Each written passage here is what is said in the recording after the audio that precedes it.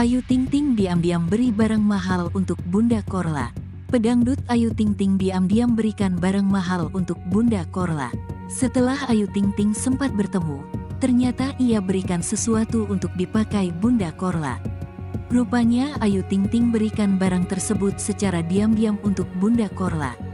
Pada potongan video live Bunda Korla yang diunggah oleh laman Instagram @lambe.pedes, terlihat perempuan berusia 47 tahun itu memamerkan barang pemberian Ayu Ting Ting.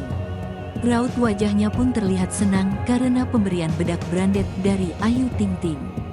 Bagaimana tidak, bedak bermerek tersebut ditaksir mencapai jutaan rupiah.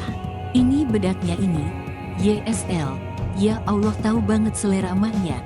Makasih ya Ayu Ting Ting sayang, anak gue, kata Bunda Korla pada Minggu, tanggal 22 Januari tahun 2023. Ia pun tak henti mengucapkan terima kasih kepada pelantun lagu Alamat Palsu itu.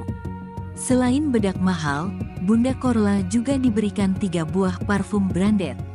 Ini Hermes nih, oh ini parfum Hermes, makasih Ayu Ting Ting parfumnya.